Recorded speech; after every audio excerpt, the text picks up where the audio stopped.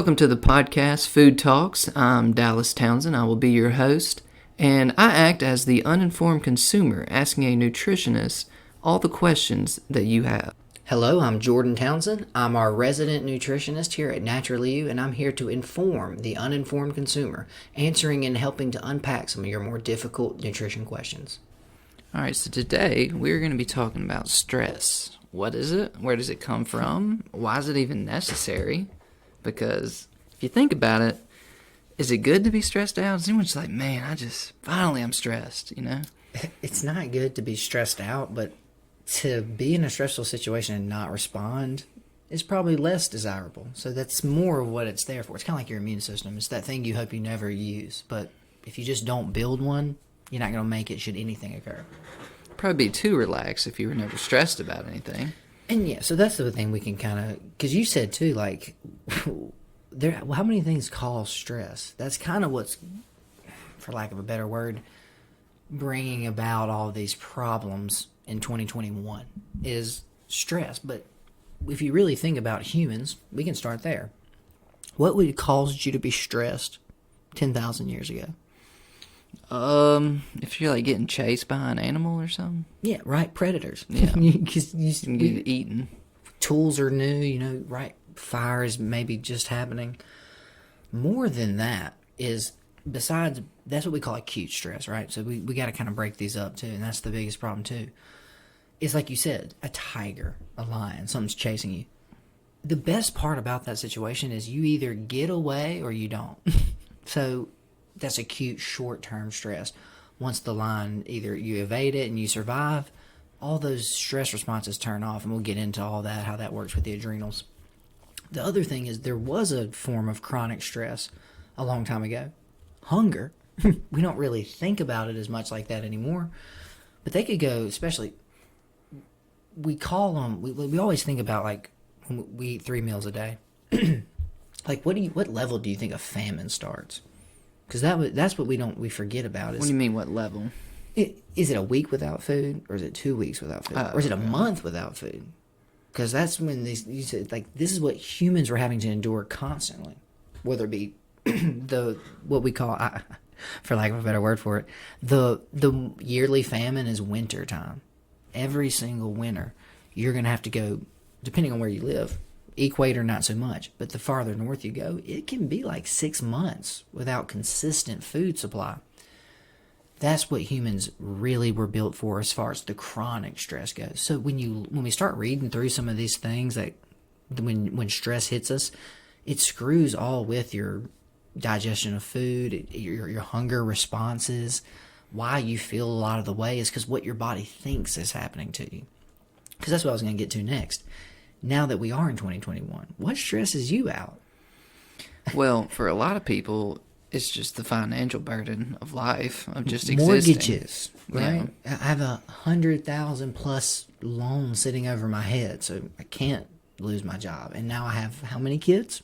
I have 3 kids. Okay, so we have all these new forms of stress that to be super honest, your brain was not built to deal with. It's not really made to have these types of situations not be acute. You know, if you were in danger or something was, let's just say you needed something. If you needed a few dollars or you needed a few more stones, you can go get some more stones. And then that stress will relieve. Whereas when you sign up for a mortgage, you're locking into 30 years. So this is where our ancient survival system is really causing us a lot of problems. Because I think you might have mentioned this when we were trying to figure out topics. The mortality rate around stress. Stress is like the number one thing to kill you faster. It's kind of like smoking as far as like those types of things goes. It makes everything worse. So that's what the biggest issue is you talk to most people about being stressed. Like, what's their first response? I'm just stressed. You can't do anything about it. So you can't do anything? Like, I'm not saying quit your job, right? I'm not saying sell your house. That's the funny thing about stress is because what is it actually? If it can physically lower your lifespan, but show me stress. Is there stress in a bottle? What does stress physically look like? Where does it start? So it starts at the adrenals. So that's what's funny is we have all these organs, right? We have pancreas. Well, your pancreas makes insulin, but we don't call it your insuliner. You ever think about that, right? Same thing with your liver. That's your filter. We don't call it the filter. It's the liver. Yeah. This is the only organ that makes adrenaline. So when they were naming the different organs, that's what they're called, the adrenals specifically. So because that's what they focus on. Now, interesting thing about your adrenals, they can actually make every hormone. So their real thing here is, if you want to go back to thyroid episode. That we're back into the hormone endocrine system of all of this. And as we've talked about before, the delicate balance, they play off each other. Because as one hormone goes up, other hormones reduce in response to that. Some hormones increase in response to that. So, because that's the other thing as well. When you're making all these different chemicals and things, there's only so many resources. So your body has to decide, like, okay, like, how much testosterone are we going to make? Well, if we're super stressed, as we'll go through here a little bit later, that'll go down. Because the body says, okay, look, we got... Our insulin and our adrenaline requirements have tripled. So, you know what we don't really need to worry about is testosterone. So, that to me is what's kind of weird about stress, is it affects your hormones. And because it affects that, it ends up affecting 3 or 4 systems that aren't even really what you would think tied to that directly. But that's what's kind of also convenient about the hormone system, is one thing can change multiple, but it works in reverse when it's negative. One thing can affect 6 or 7 organs negatively. And that's why your body wasn't built for this. Hunger in animals. That's what we're built to handle stress-wise. All of a sudden, we have all of these, should be acute forms, staying around. So the main one is adrenaline that I just talked about. Anytime you get scared. The reason they figured out what this system was this is fight or flight, right? This is where it all starts. Like, do you run away from the bear, or do you stand and fight the bear? So... that's one main system that we have here, is more the fight or flight. The other side of it is like the cortisol. And that's the other, probably, like, for lack of a better word for it, I guess, stress hormone. People know about cortisol. Cortisol is also the one, like, you see in these fat loss commercials. They're always talking about cortisol. Because, interestingly enough, one thing cortisol actually does is increase your appetite. Makes you crave calories more, and also increases the amount of fat you store. So, we were just talking about hormones. That's one of the things it does. That hormone upregulates appetite and downregulates fat burning. So the cortisol will actually slow down how much fat you can actually even lose. So again, a lot of these women, right, moms, have 2 kids, they're working a job, and they want to lose weight. So you see how they're working completely inverse to what their biology is actually sending out and telling them. Hey, well, first off, you've been stressed. You have 2 kids, right? They're 6 and 8. So it's been 8 years. So your body's going, I don't know what you're trying to do here, but you've been stressed for the last 8 years. This is famine territory. This is like long-term hunger. We need you to slow down on burning any of your fat stores. More importantly, if you find any food source, we need you to overeat that food source. Go ahead. Well, now in the modern age that we have all these long-term stressors, and our body's used to long-term stress equaling famine or some kind of That's major all it issue. meant. Yeah, because there just wasn't all this other Could that complication. be tied into, like, these rates of depression and, like, these feelings people feel of just, like, their bodies feels like they're in a famine, but in reality, they're just worried overeating about too, their right? taxes or something. Well, yeah, like you said, their body is stressed because, like you just said, let's just say financial. It's post-corona. We all are kind of there. Financial. Well, you end up overeating calories because cortisol keeps telling you need to keep eating because the only time that you've been stressed for this long has been famine. Well, you keep slowing down your fat burning and getting fatter and adding more weight, but your body still... It's weird how that signal would normally turn off. So, just technically, stress would start in your brain because it's technically your choice what you stress out about. Now, there's reason to be stressed about things. If you don't do your finances right, you could end up homeless, living in a box, and that wouldn't be great for your life, for your goals. But if you controlled your own thought process, you really could maybe deregulate some of that stress and be like, okay, I mean, the odds are I probably won't, but if I overstress about this, it may kill me. Yeah, and more importantly, like you said, financial, but your wife gets pregnant. Everything was going smooth. I had 6 months saved up. Our first one just got into first grade. She's sleeping good. Pregnant. So now, like you just said, what really gets humans is unexpected. We do find when things go into our nice little order and they happen the same way over and over again, we like that consistency. So it's when we have surprise or uncertainty, that's what raises our anxiety levels. So you said depression. I 100% think there's not. How could there not be, right? The brain's not meant to deal with all this stuff. So on some level, that's going to depress and stress it out. But that's, to me, more than anything, is where all the anxiety is coming from. My gosh, how many things does the average person have to juggle now? Yeah, a lot. Now, it used to be wake up out of the cave, hunt and gather. But that's why you have to have a phone to just keep up with this world today. Like, if you don't have a phone on, you're ready. And again, I don't want to be this person, but it almost, remember the whole Obama phone thing? It kind of makes sense now. It was a little too soon back then in 2008. Yeah, just because social media hadn't really developed. iPhones were 1 year old. Remember that? 2007, the iPhone came out. So no, exactly. Twitter was new, right? Where here we are almost 15 years later. It's like, guys, you can't do business, right? Could you, like, if you ran a business and you didn't have a phone, what are you doing? How are you going to ever get a single client ever? So yeah, it's become a luxury became a necessity too quickly. And then the next level past that, like, just again, like I said, you're supposed to be doing one thing. You wake up, you go, you hunt, and you gather. So you may walk around all day and not find anything. You're supposed to be doing one thing for survival. Life, obviously, is very complicated for humans. You have goals and aspirations, but on a biological level, you can live your entire life. You just wake up and eat something. I get that. As far as this, again, what the animal side of you is supposed to be doing, but that's what brings stress, right? It's the whole thing. Like, what, deers are not stressed until they see those headlights or depressed, right? Yeah. Now they feel fear, and when anxiety, we'll get into that, right? But that's the thing, is theirs is just a reaction. They run away. They either get away from the wolf or they don't. They go back to eating grass. Yeah, they don't stand up and fight. Right. So very rarely. It's just, again, we've gotten kind of far down, but this is just a way to think about this. Because again, I love that you said that. Stress is that thing that's ethereal. You can't actually touch it, but it physically creates an effect in the body. Your chemicals shift. The internal workings of the body change because of this ethereal thing. Because again, I always tell people, if I cut you or you can't pay your mortgage, you're stressed. Cortisol gets released. You're bleeding out. That's pretty stressful. Yeah, and we'll get into that when we get to the heart. Because that's what I wanted to kind of start getting into the systems. How does each little system get affected? Digestion is actually first where I wanted to start. Because again, not one you would really think. I just wanted to start there because what we've been talking about is food. Remember, that's what your body's expecting. If you've been stressed for at least 48 to 72 hours, it's food related. It's not.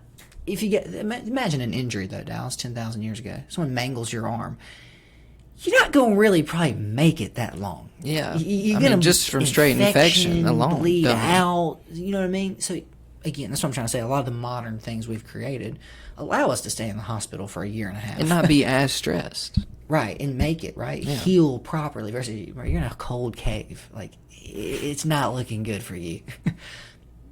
We digress.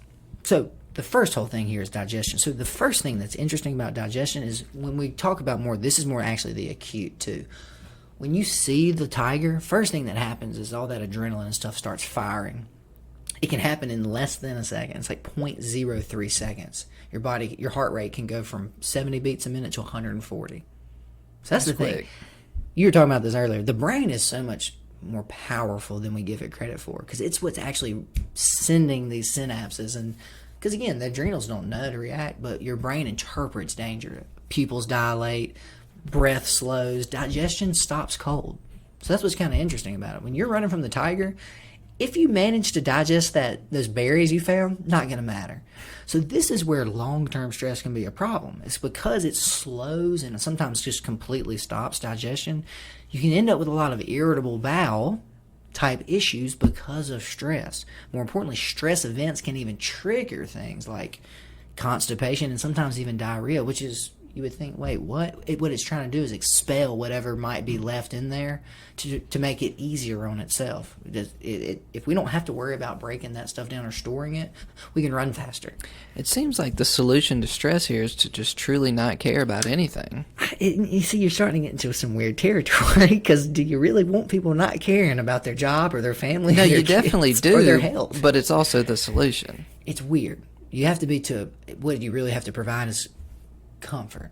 Not even comfort, security. Security, okay, yeah. I know that I will be in this house for the next year. I know I'll be in this house for the next 30 years. I'm not worried about that at all. I know I'll be able to go to work this year every day. See why Corona caused so much Panic, yeah. not even panic, just uncertainty. It's like, guys, we're not even broke yet. But how long can we not work for? Plus, you might die. That's what they're telling They me. throw that one in there too. And oh, by the way, you're not allowed to interact with people. Real quick, do you remember those videos that were circulating really early Corona, where those Chinese people were just dropping dead in the street? What was that about? I don't remember that at all. Can we get any answers on that? That seems super deep fakey, right? It's almost definitely. Probably just misleading. Probably, whether they were intentionally fake, it could have been from 6 years ago, but they roll it now. Because, I mean, do you know what's happened in China? Well, technically, SARS was a coronavirus, right? MERS was a coronavirus. So, on some level. Anyway. So, digestion is the first stop here. So, that can actually lead to a lot of digestive issues when you're staying in this chronic thing. Also, ulcers. Remember, ulcers in the stomach, they have linked, not entirely, but to some degree, ulcer formation to that. What they think it is when you're constantly stressed, pH in the stomach gets off. So that constant fluctuation between acidic and basic can cause irritation more than anything, but the ulcers and stuff to form. So again, I wanted to start there because that's the last thing people think about stress, right? Now, me and you, being celiac, having been in public and been places, and then like it, that's the other thing too, funny enough, is GAPS, diet, gut, and psychology syndrome. Another quick aside, you told me this morning, remember what you told me about the gut? They think that if you eat sugar or something when you're young, it may stay. I actually have that, if you want to wait just 5 seconds, I can pull it up. I have that article saved. It was just a new study that I think it was in some science thing. Now, before you tell me, I only believe a few journals, a few articles. Yeah, it's eurekaalert.org. So it's a little sketchy. George Soros. Just that, and again, if y'all want to go back, listen to Just our kidding. microbiome episode where we've talked about all of this and how crazy it is. So eating too much fat and sugar as a child may alter your microbiome for life. Said even if you later learn to eat healthier. A new study has found that one of the most significant decreases in the total number of diversity of the gut bacteria in mature mice fed an unhealthy diet as juveniles. So even when they would switch it later, the diversity of their gut would stay pretty Because they're mundane. entrenched. They have the numbers. It's a first mover advantage. Yeah. It's being Apple in 1984. Okay, guys, yeah, you were one of the 3 computer companies. And then in 2021, you decide, I want to make a phone. Yeah, crazy. Good luck. A car. A car. You mean in 2021. We digress. Yeah. So, do we cover digestion or? So no, and that's pretty much the peak. It's just I want to say it interferes. It stops and starts. It can make it again. I just thought that was interesting that we think about our stress. Like you said, we think about our heart. We think about which we're going to get to. We think about our mind. We think about all that type of stuff. It's just weird. That's what's strange about this chemical. When adrenaline and all this stuff gets released, the way it acts and what it's doing is what causes the long term problems. Because next one I wanted to go to was actually headaches. Now. Stress headaches aren't necessarily what you would think of as far as like migraines and stuff like that. But stress actually causes your muscles to tense up. And as you probably know this, if you've ever been like in a sort of car accident or something, when you get ready before the impact comes, what happens? Well, that's actually just a defense mechanism because you're trying to protect yourself. The problem is when you stay that low grades of stress, the muscles in the neck and the shoulders stay tight. So what they're doing is they're flexing, but they're only flexing at like 10%. But that 10% over time starts to build into what we call a tension headache.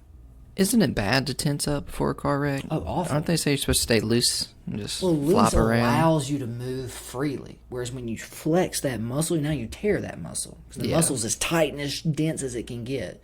So a few meters or a few inches even tears it. Whereas if you were loose, it has all that room to give. It's That way your head will bounce off the window.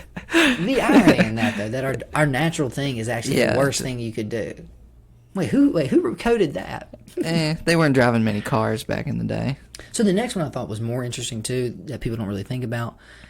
this is now kind of a male and a female one, but the female side of it is PMS. So weird thing about adrenaline and cortisol is they're hormones. So crazy thing that makes women cycle. We've had that episode, progesterone spiking, the estrogen dropping, them flip-flopping every 2 weeks. So it turns out because your body has to naturally increase and decrease these chemicals, when you add cortisol production and you add all these other things in there, adrenaline production, it actually messes with those ratios. More importantly, you're stealing resources. So if you're stressed, I can't build as much estrogen because cortisol is also one of the steroid hormones. That's the thing, that pretty much all of those hormones are built out of fats. More importantly, cholesterol. So that's what testosterone, estrogen, adrenaline, all of those types, all the anti-inflammatory type things are usually sterols. So again, weird how this all ties in together. But again, more importantly, more than anything, stress can actually make PMS symptoms dramatically worse for women. Now, for men, the other side, we've talked about not just sex drive, that's testosterone, but sperm count. Stress can actually lower sperm count because sperm count is based on a hormonal balance. So again, Dallas, also, if you're starving to death, do we need you to have any kid? You see how these are like sort of built in, not even intentionally, they just naturally showed up. Do we really need to be making sperm if we might die in 6 days of starvation? So it's funny how the problem, if you're not dying of starvation, you're just a normal married couple in your 30s, but you have a high-tech, high-stress job. It's weird how these are the things this is not how we think stress affects us, right? So that's why I'm glad we did this episode and got to kind of get into some more of the nuanced effects of it. Because again, that's the problem, is the same stress is affecting every single one of these systems at the same time. That's why it can be so damaging. So the next one I thought was really interesting. We've actually had a podcast on this. It's breathing. People, stop breathing out of your mouth. It's the worst thing I hate about doing these podcasts and talking the whole time is I become a mouth breather. Because it's hard to breathe out of your nose and talk out of your mouth. But interesting enough, the first thing that really ties into more stress and all this, not even adrenaline itself, panic breathing. When the tiger comes out of there, you don't just slow your breath and relax. What your body's trying to do is actually hyperventilate. We know hyperventilation can be bad, but if you hyperventilate quickly, you can get more oxygen to the muscles. So in 30 seconds of hyperventilating, you're fine. 3 minutes of hyperventilating, you're in trouble. Like, stop. That's why, again, humans that's why we have a disease. Not a disease, but it's more of like a syndrome or an effect that can happen to you, whereas you can start hyperventilating and not stop and pass out. But weird. If you're running from the tiger, your body's trying to get as much oxygen to as many of your muscles as quickly as possible so you can run as fast and as far as you can. Just weird how now all of a sudden we stay in this really kind of high tense environment where we're always on edge and we take these really short, shallow, fancy. That's called panic breathing. So when you breathe like that, you actually raise your cortisol levels naturally. So that's what's weird is it's not all brain. There's some physiological things that happen to us that tell us to do cortisol as well. One of them's pain. Hey, if they're hurting, they're probably stressed because something is hurting them. So that's what another weird spot. Chronic pain people is a very tough one. Not only are they pain, they usually they start to gain weight. They start to have a bunch of other problems because their body stays on stays on the head of the pin, basically. So I thought that one was really interesting, is how you can actually send your body into a state of panic. You can actually cause the body to raise your cortisol and your adrenaline levels just by... That's so weird. So that's why I tell people, if you do anything day to day, slow down, and anytime you catch yourself, stop. Close your mouth and reset. What you find is when you reset, your whole breathing will actually slow down and meet that new reset. But the problem is you're driving. Driving is the worst one in computer use. They said anything where you kind of zone out, you'll mouth breathe. Because the reason you're mouth breathing is you're calculating. You're trying to see when those cars are coming in and where they're moving. You're looking for something. So your breath will actually get very, very shallow and very, very faint. That raises your stress level. Your brain goes, why is the oxygen levels dropping dramatically? We're talking about masks, right? Best way to drop your oxygen saturation is to hold your breath. Do these short, like, My friends play video games. We always talk about this. Anytime my friend's in a fight, he'll hold his breath. I'm like, stop, breathe. The worst thing you can do is hold your breath. But it does actually raise your stress level. It actually will help you focus. Your eyes will dilate. So you will actually take in more data fast. That's why it always feels like a wreck happens in slow motion. Mm-hmm. It doesn't, but the brain is actually processing quicker. So just interesting. You're overclocking your brain. You're overclocking short term, so you're like, you can literally see the thing coming. But it's actually, the problem is you will stay in that panic state if you don't break it with some breath. So no, it's just funny how, again, we're doing this to ourselves more than we realize. That's what I always like to help people see in this podcast is, here's the data, what can we do? Now, last week with prions, we're all up the creek, guys. No one can survive that. But with these stress tips, there's some stuff you can actually do to modify it. So, last one, or no, not last one, second to last one actually. As you see, there's a lot that this causes. The big one, though, I should say, more than anything, I wanted to address this one, is our hearts. My gosh, if you ask anybody what stress really will kill you, you'll have a heart attack. So, adrenaline's actually a really interesting thing. And I found this today just doing some research, but you probably know this, that we actually use adrenaline for a drug. Do you know what we treat with adrenaline? I don't. Hyperphylaxis, when people, or anaphylaxis, apologize, when people's throats close up from That's what they use an adrenaline allergy with? attack. Yeah, so adrenaline will actually force those muscles to relax. So this is what's weird. The way adrenaline works is some muscle, it makes contract your actual muscles. That's why you squeeze. More importantly, that's why another thing that adrenaline does, it makes the arteries vasoconstrict. So that's another way your body actually drives your blood pressure up naturally, but it drives blood into the muscles quicker too. So that's one reason adrenaline does that. So that's the main reason that adrenaline in long stress causes us heart damage, is it keeps those arteries tight and narrow for no reason, because the body thinks you're on edge and it thinks you're stressed. This is what I thought was so interesting. If you flip it, the muscles around the esophagus, it makes relax. So yeah, you think, okay, yeah, I was just thinking that too. Well, why would you give someone whose throat closed up adrenaline? We're going to make sure this thing stays closed. Like literally sealed tight. So flip it though. This is your airway. So if you're running from something, what do you want to be as relaxed and open as possible? So that's what's super interesting. Adrenaline, the same molecule, will make some muscles contract. It makes all of these relax completely. Do they know why?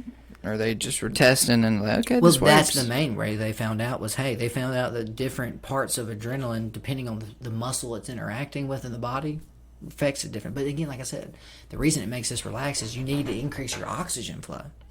Okay. So it makes the ones around your throat specifically relax. It makes all your other ones, including your arteries, constrict. Well, that's useful. That's what I said. The deeper you get into biology, you're like, my God, this machine is amazing. Because it just as easily could have done the same thing it does to other muscles. It didn't have to make a second adrenaline. Yeah. See how important that is. These muscles just have a different receptor. So when adrenaline interacts with them, they chill. When adrenaline relax with those, they squeeze. So it's just funny how the same exact chemical can be used multiple ways in the body. So I thought that was super interesting. Because like I said, as I was reading into this, I was like, well, I know that the stress constricting the arteries. And what it really causes you more than anything is it increases your stroke chance. Not even heart attack as much. Heart attack is usually more blockage. When those things stay tight, any sort of blood clot or anything can't move as freely through them. So that's what's so funny, right? That's why you eat your beets. Beets are a natural vasodilator. They naturally open up blood flow through the body. So, right, we've talked about this before. So this is a food talk, so we got to slip this in there. The good foods keep you young and make you live long. The bad foods make you die fast and make you feel bad. So it's bad on both. It's a quick life, but it's an enjoyable one. It's a lot of dopamine. Yeah. I wouldn't even say enjoyable. So lastly, the one I wanted to kind of talk about and I thought was really interesting is to go back to fully the liver. So when adrenaline is released, the other thing it does is it goes to your liver. Now, we talked about blood sugar and all that. The liver actually stores glycogen. That's the short-term version. Remember, you only can store about 1,000 calories worth of glycogen in your liver. That's why your body starts turning the rest of it to fat. Fat's the long term. We can put as much calories and fat as we need to the liver. it's a volume thing, right? We got other tasks, guys. We can't just store all the energy in the liver.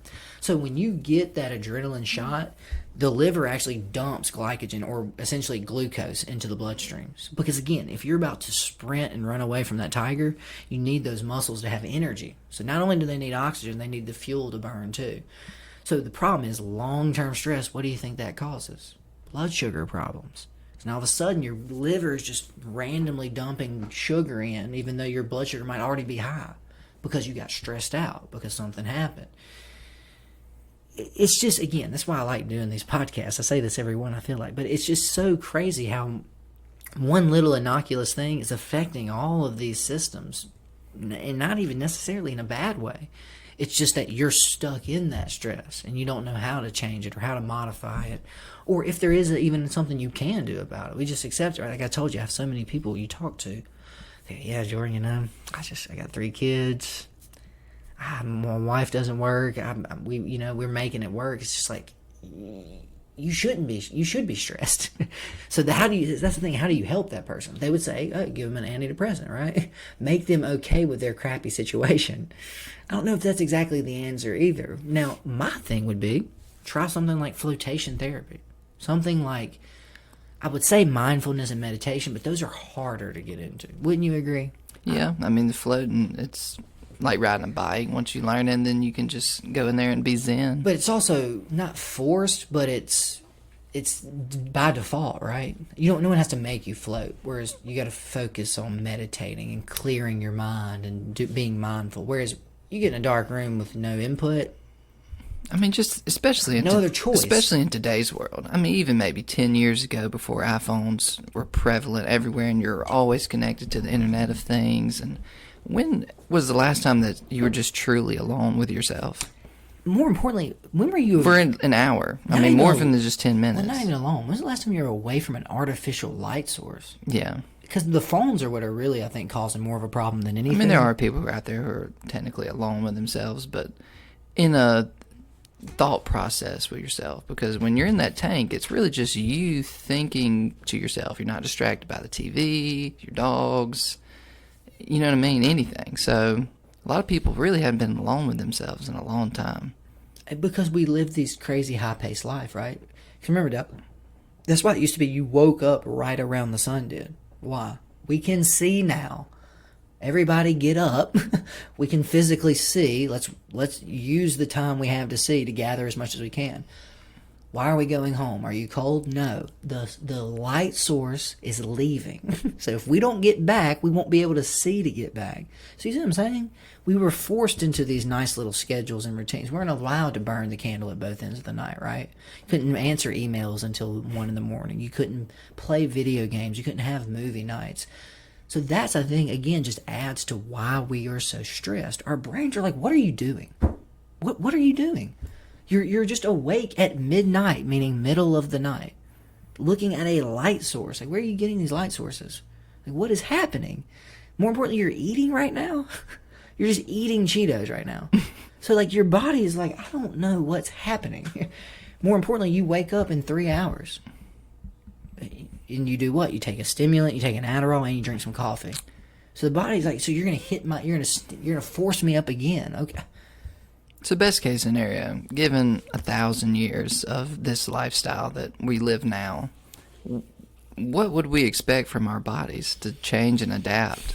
If they're going to just end up putting fake parts in for all of them, right? If you can eventually make an adrenal, then hey guys, burn your adrenals out. We got fake adrenals. They're perfect. We just put them in there. Because that'd be cool. The interesting thought of it is, Dallas, is let's just go to 1900. Remember, 1904 was when we got our first World's Fair in electricity. We're only like 100 years into like what this whole thing really looks like. And we went from, hey, we can put light bulbs in the street to, I mean, where do you even really start? Quantum computing. They just made a breakthrough today on that. Astronauts, Mars, satellites, Wi-Fi, seamless. So, like, could you even imagine another 100 years? Like 2000 to 2100. I don't know. It's going to be so... And then you said, like, another 1,000. So you said another 1,000 years. Oh, my God. The year 3000? Oh, there's no... Been to the year There's no 3000. telling. So that's the problem, is computers and exponential growth. Yeah. There's no way to even We can't even imagine. extrapolate. Well, just look at the last 6,000 years. Mainly because we won't be around here for it, so it doesn't matter. That was it. Swords and shields. And that was pretty For like crazy at the time. 5,000 years of it. And then they're like, hey guys, we got guns. And we just had just guns for another like 1,000. Yeah, now we got missiles, right? Now we got rail guns. So is it okay to stress out today about the things I'm going to be stressed out about in 10 years? So this is Should I front load that stress? So this is the other problem. You all kind of should be stressed, right? Based on what we've explained little to you, bit, based on what yeah. your biology is set up for versus what you're throwing at it and what it's experiencing, you should be anxious. You should be depressed. You should be stressed out. So, like, that's where this gets super strange. We kind of have to live in the house we built, right?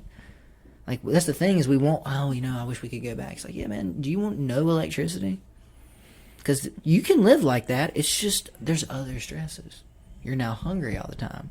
You're now getting bit by mosquitoes all the time. You're now cold all the time. So that's the thing is you got to find the balance, because that's what I try to tell people. You live in 2021. Don't try to go back and live like a caveman, but understand that there's some stuff you can do consciously to help try to reduce your stress as much as possible. Because that's what I say. There's two ways to look at that. Being depressed is living in the past. Being anxious is living in the future. Be present. And that's what mindfulness is. Be here now. You have to. So conquer what's in front of you. Deal with it. Doesn't mean don't plan for the future, but on some level, be here now. That actually reminds me of something funny. Our neighbor, Austin Lewis Doogie, I used to go up there because we live right next door. I used to walk up his house to hang out. And I'd be like, hey, you want to do this or that? And it's like, yeah, we'll cross that bridge when we get there. And it always pissed me off because I'm like, bro, I'm trying to plan something.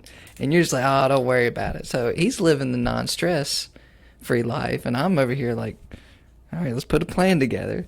And we'll cross that bridge when we get there. And the true thing is in the balance, right? So I always tell people, you plan for stuff, but again, if you make a 10-year plan, you still got to go back to today. You still got to go to the grocery store. You still got to brush your teeth. You know what I mean? So that's where it gets tricky, is we sometimes, this is what, if I can give you a reason to get in the tank, it's time to work on that plan. You know what I mean? Because again, nice thing I found is every time I go float, I check up on myself. So how much progress have you made since our last session, Jordan? Asks Jordan. So it's really weird when you got to be accountable to yourself. Because how are you going to lie? Well, You can lie to a therapist. most people want a therapist they can lie to. Well, you can lie to a therapist, you can lie to a significant other, you can Just lie to ask family. Bert Kreischer. But try lying to yourself. That's why the float tank, I think, is so great. I always tell people, it's like it's my Rubik's Cube time. It's time to work on the puzzle. Figure it out. And again, you come back to it. How much progress have you made? Have you slid backwards? Have you advanced? Or are you about the same? But again, you can lie to yourself, but where's the benefit in that? My God. It's only you that hears it. I don't think that many people want to reflect on the choices they make, because those choices aren't always great. And then it kind of looks bad on them. It's like, man, maybe I'm just you're not up to the task. Well, you're bringing an ego to it. And that's the other side of our brain that protects us and tells us that, hey, well, you're smart. You're not dumb. You're attractive. People should like you. You should be this. You should be that. You should do this. So again, the ego doesn't want to accept that it may have messed up and that it may have done something that was not perfectly ideal. But again, the only way to get better, Dallas, is to what? That's why they call it constructive criticism. Everyone hates constructive criticism. And do they though? Because I kind of don't. Not anymore. Not as much as I used to. I still don't love it at first. I'm never thrilled by, Jordan, you're not doing this right. But you always got to say, okay, first off, look at it. Okay, well, they are saying I can literally save every 8 minutes every time I do this if I do it this way. So again, I can be hard-headed and spend what is 8 minutes going to cost me?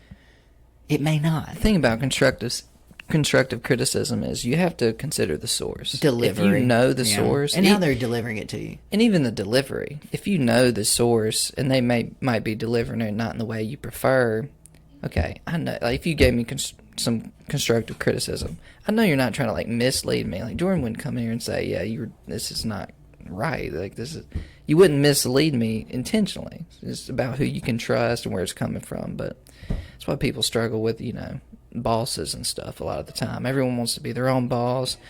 Only God can judge me. Like, bro, we're on a team. If I say something and I didn't say it the right way, we're on the team. Like, it's not. The problem is I'm the quarterback. Yeah. And you're the wide receiver who's only got 2 catches, and you're kind of, your ego doesn't like that. But, hey, man, you're not All-American. I don't know how to break this to you. And they have their best cornerback covered. You got 6 drops this game. So you see, exactly. They don't want to look in the mirror and say, oh, I might be where I'm supposed to be based on how hard I've been working. This is what these things can help you with, guys. They can just help you address you without, and again, that's the problem is it's hard when other people say it about you. That's what I think is nice about the tank. When you criticize yourself, it's very eye-opening because it's at the end of the day, it's like, oh, I'm now aware that I can be doing something better. It's time to be better about it then. But for a lot of people, if you let that little bit of self-doubt in, ruins their confidence. They can't manage both. They can't criticize themselves and also be perfect. Where did this all start? You can't care. You can't care what anybody thinks about anything. But in a good way. Not in a, well, I'm just going to go... That's what I trick myself kill people and crash into cars. Well, I don't care what... The nihilist, right? Like, come on. That's too far.